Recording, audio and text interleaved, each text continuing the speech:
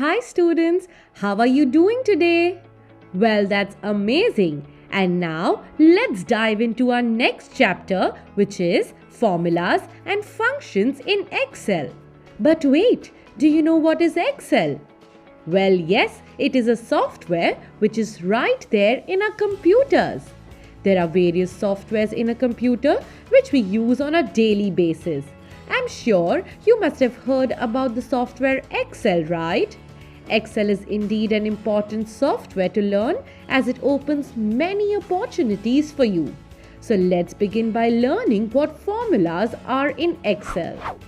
Formulas refer to the instructions given by the user to perform mathematical calculations. In Microsoft Excel, a formula operates on a range of cells and produces a result. It can contain cell references, operators, values, and functions. Here is what all of them mean. So let's see what is the meaning for cell reference first. Generally, these are known as cell addresses or a range of cells. Let's see how it looks like. That's great. Moving forward to operators, they are symbols that guide the specific calculations to be formed, which we even use in mathematics like addition, subtraction, etc. Values can be numeric or string. Now, what is numeric? Numeric values are numbers. For example, 1, 2, 40, 35, and so on. And what about string values? They are information, technology, etc. Functions are built-in formulas in Microsoft Excel to do any calculations like sum, average, minimum, maximum, etc. Let's learn further about formulas. Formulas are used to perform arithmetic calculations such as addition, subtraction, division, and multiplication. It establishes a relationship between two or more cells. However, there are certain rules to create a formula. Let's see what are the rules. The first one is that all the formulas should begin with an equal to sign. This is how Excel knows that a cell entry is a formula and not a value. Second is that a formula may include numeric, text values, operators, and cell references. Third is a formula can contain any combination of values, references, operators, and functions. Fourth and lastly is that formulas are not case sensitive. It means that capital and lowercase alphabets perform the same action. Let's move on to entering formulas now. Formulas use operators to perform arithmetic calculation. Some commonly used operators are addition, subtraction, multiplication, and division. These are their signs, and here are some examples. Now that you know what to enter, let's learn how to do it, and here are the steps you need to follow to enter a formula. First, select the cell where you want to show the result. Then type the equal to sign. Then type in the formula you want Excel to calculate. Here in this example, we will calculate the total of all subjects in the total marks column. The formula to calculate the total marks is this. And finally, press enter. The formula will be calculated and the value will be displayed in the cell as shown below. Let's learn about copying formulas. You can copy a formula to other cells in the worksheet. These are the steps to do it. First, click the cell, source cell containing the formula. Then on the Home tab in the Clipboard group, select Copy. Or you can also right-click the cell and select the Copy option from the Shortcut menu.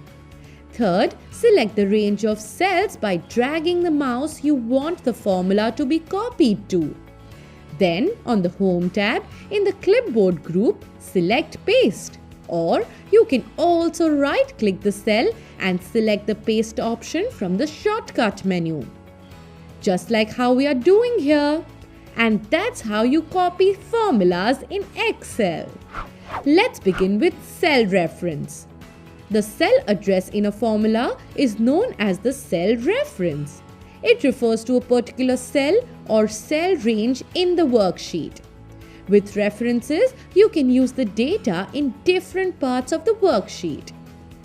There are three types of cell references: relative reference, absolute reference, and mixed reference. References behave differently when copied and filled to other cells. Relative reference change when a formula is copied to another cell. Absolute references, on the other hand, remain constant no matter where they are copied. And in mixed, cell reference will keep either the row or column constant. Now, we will learn about all these in detail here. Starting with the advantages of cell reference. Cell referencing is used in formulas, functions, charts, etc. The advantages of cell referencing are that, firstly, the formula automatically updates with respect to the cell address. Secondly, copying the formula is very easy. You just need to drag the cursor for copying a formula. Isn't that easy? Let's now look at all three types in more detail, starting with relative reference. By default, all cell references are relative references. When copied across multiple cells, they change based on the relative position of rows and columns. For example, if you copy this formula from row 1 to row 2, the formula will become this.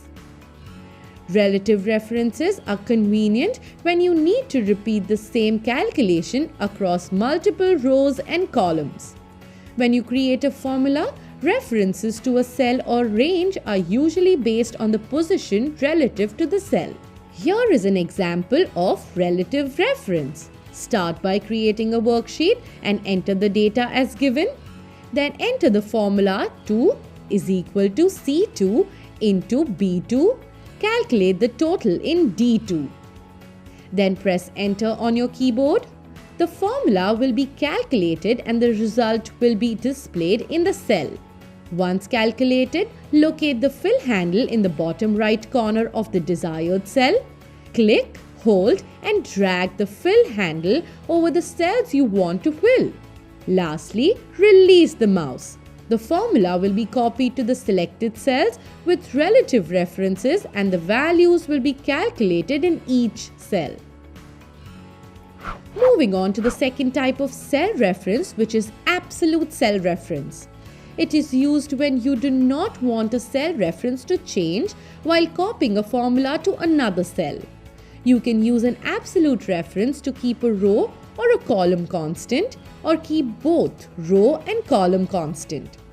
An absolute reference is designated in a formula by the adding of a $sign. Remember this, okay? It can precede the column reference or the row reference or both. Here is the example of absolute reference. For this, we will use the absolute cell reference to calculate the VAT value in our formula. Because each formula is using the same VAT price, we want the reference to remain constant when the formula is copied and filled to other cells in column D. Beginning with creating a worksheet and entering the data as given. Next is enter the formula to calculate the desired value. In our example, we will type this formula to calculate the total in D3. Now press enter on your keypad. The formula will be calculated and the result will be displayed in the cell. Finally, locate the fill handle in the bottom right corner of the desired cell. Release the mouse. The formula will be copied to the selected cells with an absolute reference and the values will be calculated in each cell. You can double-click the filled cells to check their formulas for accuracy. The absolute reference should be the same for each cell, while the other references are relative to the cell's row. With that, let's move on to the final type, that is mixed reference. A combination of relative and absolute referencing is called mixed referencing. Isn't that easy to remember? It is either an absolute row and relative column or an absolute column and a relative row. You need to add the $ before the column letter to create an absolute column or before the row number to create an absolute row. Let's consider the following example for this one. Here, you can use a mixed reference to calculate all taxes using just one formula. Enter this formula in cell J4 and copy it for all in column J to get the required taxes for GST1. So starting with creating a worksheet and entering the data as given, then enter this formula in J4, press enter on your keyboard and the formula will be calculated and the result will be displayed in the cell. This is so easy. Let's now look at common formula errors which could go wrong while entering any formula. Microsoft Excel will display an error if the formula is not evaluated accurately. These are a few common errors. Hashtags will appear when a column is not enough or negative time/date is used. Hashtag null is used when you specify an intersection of two areas that do not intersect. Hashtag value is used when the wrong type of operator is used. Hashtag name is used when text is not recognized in a formula. Hashtag n/a, which is non-applicable, is used when a value is not available to a function or formula. And hashtag ref is used when a cell reference is not valid. Let's now learn about the last topic in our chapter, which is functions. As you now know, a formula in a spreadsheet is a mathematical equation used to perform a simple calculation like addition, multiplication, division, and subtraction. To perform such simple as well as difficult calculations, you can use some predefined functions, also known as predefined formulas. One of the key benefits of functions is that they can save time. Excel has hundreds of different functions to assist with calculations. Like formulas, a function starts with an equal to sign followed by the function name, and the range of cells or values is specified inside the brackets. The function name tells Excel what calculation is to be performed. The arguments are contained inside round brackets. Remember the round brackets, okay? Some of the examples of functions are sum, minus, max, count, and average. While using functions, the syntax must be followed for the function to work correctly. Let's see what inserting a function looks like. There are many ways to insert a function. Firstly, you can insert a function by clicking on the function symbol to the left of the formula bar. Or you can click on the Insert Function button on the Formulas tab, then choose the required function from the function library. Another way is to type the equal to sign into a cell and type the name of the formula.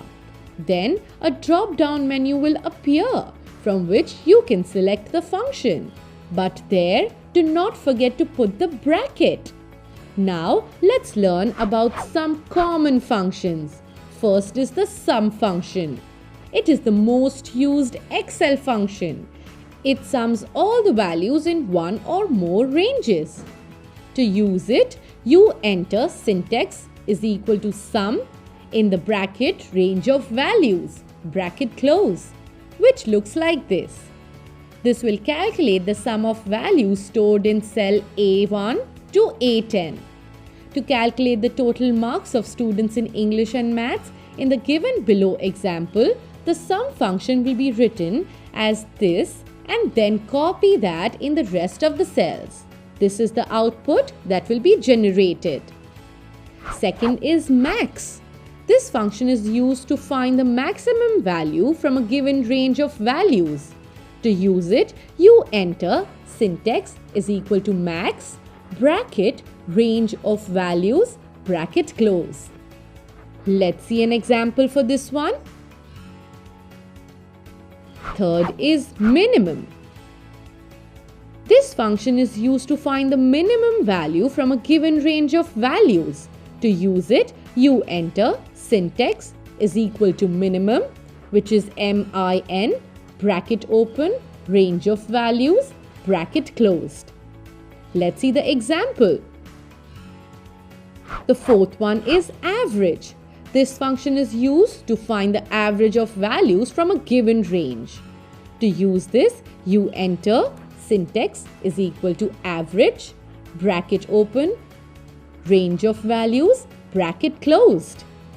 Fifth and the last is count. This function is used to count the total number of non-blank and non-character values. That is, it gives the count of only the numeric values. To use it, you enter syntax is equal to count, bracket open, range of values, bracket closed. And that is all for formulas and functions in an Excel sheet. Another exciting chapter over and many to go. Even more exciting ones to go. Yes. See you very soon. Bye-bye.